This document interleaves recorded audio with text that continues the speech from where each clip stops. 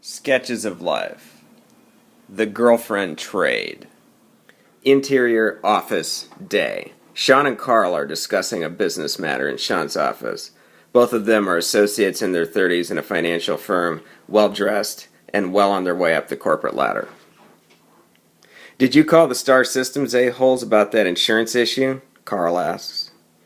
"No, not yet. I've been kind of busy working on dinner plans. I know, I'm a shitty employee." "What's so complicated about dinner?" "It's Lily," Sean says. "She's got a bunch of questions. She'll get pissed if I'm indecisive about our dinner plans again. She always does." "How's it going with her?" It's going. About a notch above the Star Systems account, that's for damn sure. I tell you, if I could have sex with one of those Star Systems bitches, I'd drop her in a heartbeat." "What if I took both of them off your hands?" Carl asks. "What do you mean?" "How about you assign your boyfriend rights to Lily, and I'll also deal with the Star Systems account from now on." "No way," Sean says. "That commission is a healthy revenue stream for me." "I'll tell you what, you give me Star Systems and Lily, you can keep 40% of that commission."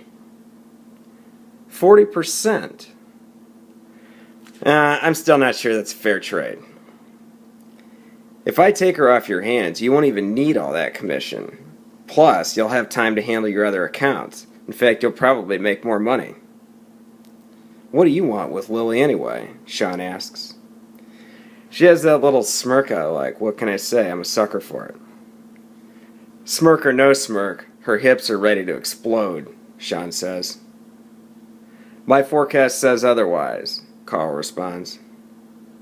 "Yeah, well, your forecast is based on publicly available information. Mine's based on watching her eat Doritos on the couch." "I like my chances. I've got a pretty good girlfriend valuation of her." "Have you thought about your exit strategy?" Sean asks. "I'm not buying her back off you in a few months." "You think I'll be done with her in a few months?" "Regardless of how long, you're not coming back to me and dropping Star Systems on my lap just because you're done with her. This would be a non-refundable arrangement." "If that's the case, my offer is completely fair." "I'll tell you what. I'll give you Lily and the Star Systems account.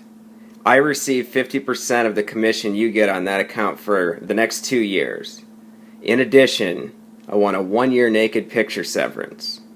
She's frisky with her camera phone. Anything she texts you, you have to forward to me. Unless, of course, it's both of you together in the same photo. I'll pass on that stuff." "Full year?" "Look, it's not like she's going to trust you right away. It'll take a few months before she takes to you. It took me a few months, and by the way, you're buying her from me." "That's fair," Carl responds. "But how about this? We do a 6-month from the first picture severance. If she sends me her first naked picture 2 weeks from now, or she sends it to me 2 years from now, the 6-month window starts then." "I can live with that, but you're going to have to do some pretty heavy soliciting once those pictures start." "No problem," Carl says. "I'll have my secretary drop the paperwork." "You got it, but let's make it quick. I want to get this done so I can leave a little early to catch the start of the game."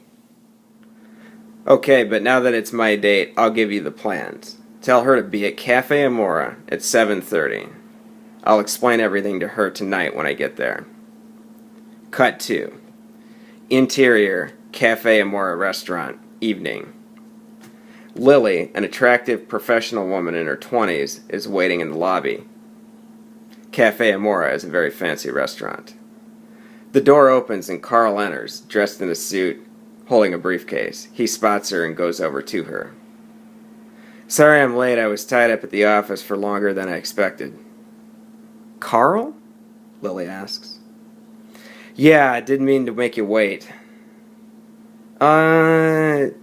Excuse me, where's Sean?" The hostess approaches them. "Good evening, Carl. Your table is ready." She leads them towards an empty table in the dining area. Lily cautiously follows. Carl pulls out a chair for her like a gentleman. Lily sits down. I'm meeting Sean here. Is he running late? I appreciate your visiting, but it's kind of unnecessary. Sean has assigned his rights to me. Excuse me, what does that mean? Carl pulls a document from his briefcase and hands it over to Lily. She reads it. I, Sean Sterling, hereby assign all boyfriend rights over Lily Buchanan to Carl Morton in exchange for the attached schedule of assets. Is this a joke? Hardly. I've wanted to date you for a long time. Lily turns the page and reads. He sold me for one of his work accounts? Not just any account. That's Star Systems. That's a big account. And it's mine now. He gets a percentage of revenue from it for the next 2 years. Where's Sean? It's funny. I get you're playing some kind of angle, I suppose, but it's not really funny anymore. So where's he hiding? This is no joke. I traded for you, and I would have traded a lot more. Not a joke? No chance. I don't believe this. I'm sorry you made such a foolish bargain for me, but I'm willing to have to dump you now. In fact, I'm dumping both of you. Lily gets her things together and tries to leave. Wait. Don't be so hasty. Like, I've had a crush on you for a long time. At least have dinner with me. No way. I have to go home and figure out what to tell Sean. If he thinks he can just sell me like that, he's got a rant of a lifetime that's about to be shoved up his ass.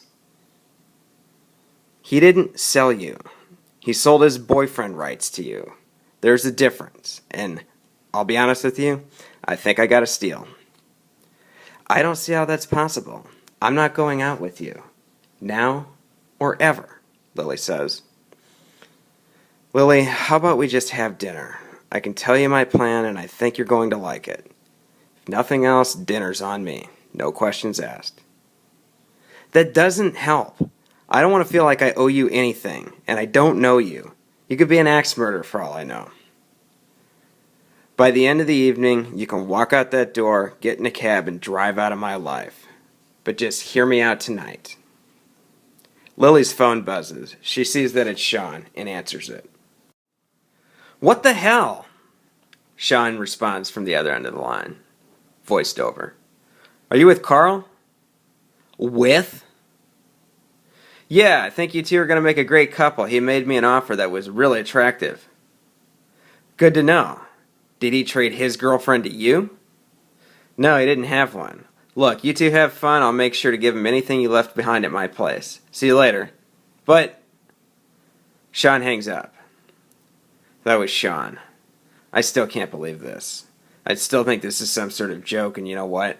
Even if it is a joke, I'm dumping him and I'm dumping you, and that's no joke. Joke. The only joke is that he let the prettiest girl in Chicago go to lighten his workload. What a sucker. 1.5 years down the drain, Lily says to herself. What are you talking about? That was my scouting period. I knew you were a good find. Good God, Sean's an idiot. Look, don't compliment me. I'm not in the mood for compliments. Carl opens up the menu. If you're not in the mood for compliments, what are you at least hungry for? Revenge. They make a really good seafood platter here. Lily slouches in her seat, looks down at the basket of bread, takes a roll and starts nibbling at it. You're taking this really well, Carl says. I am? Lily, you didn't get sold. It was a simple assignment of rights. You still have the right to walk out on me. I know. I'm walking out in a minute. In the time I've known you, though, I've always suspected that you were not heavily invested in Sean. I used to be, Lily says. But he was losing interest and I wasn't sure what to do about it. But I'm still pissed. Of course you are. But I have great news. I have a 4-part boyfriend proposal. Go on. 1, job stability. By exchanging Sean for me, I'm matching him on job stability. We have comparable incomes, and we have the same position at the same company. But you just agreed to work harder to make less money to have me. Look, I still make good money, and that revenue agreement ends after 2 years. At best, it's 5% of my salary. And by the way, that account is not nearly as onerous as Sean made it out to be. Besides, I have an equal or higher income earning potential. I'm 2 years younger than him, and we're on the same track. But I'm more than just some salary checklist item. That brings me to parts 2 and 3. I'm instituting a new distance running fitness program for you that's similar to the one I used to lose 20 pounds.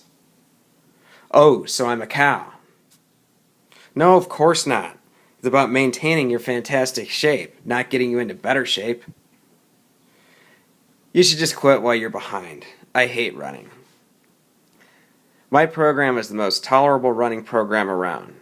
Part 3 is travel. I promise 2 trips a year, 1 national, 1 international. Really? Sean was so stingy about traveling. Well, some of them may be adjunct to business trips, but there will be time enough for us to enjoy new places together. Nope. Sean used to try that and it never worked. 2 trips involves just the 2 of us, no agendas, no afternoon meetings, no taking a ton of phone calls here and there. Just us, 2 trips, hotel, sightseeing, you name it. That is, if we start dating, which we're not. Okay, 2 trips a year, independent of work. We can do it. Yeah, this all sounds great on paper, but I'm just not interested in you. You'll come around, Carl says. What makes you so sure? Lily asks. I ran the numbers. What numbers? I compiled your dating statistics from talking to Sean, Carl says. He mentioned the names of a couple of your exes. I researched all the genealogy, career benchmarks, and the data from our prior social encounters. The algorithm gave us an 85% chance of a long-term match. What algorithm gave us 85%? Who are you? Carl doesn't respond. He just smiles. You said you had a 4-part proposal. You've only mentioned 3 things so far. What was your last deal point?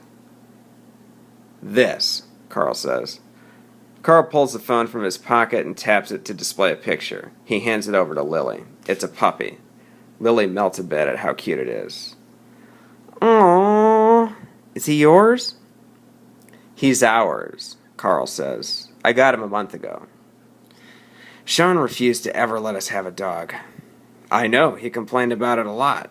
He complains about everything, Carl says. So that's where you get your data from? Well, you've really planned this out. It's going to be even more heartbreaking at the end of this dinner when we break up. I'll take my chances. So do you still want that seafood platter? I suppose so, Lily says. Carl makes a hand gesture to one of the waitstaff, who immediately marches to the kitchen. It's on its way, Carl says. Dissolve 2. Interior, Carl's bedroom, morning. The screen image says 6 weeks later. Lily and Carl are waking up in the same bed. The dog is at the foot of the bed. Did you sleep well? Carl asks. No, I had a horrible dream that you traded me back to Sean. Oh, really? That must have been a nightmare. What did I get in return? A steak. Promise me that never happens. I promise, Carl says. No, I mean something more tangible. Okay, on Monday I'll have my assistant drop a no-trade clause. We'll both sign it. Are you ready to run? I guess, Lily says. They both get out of bed and get ready to go for a jog. Fade out. Recorded June 8th, 2013.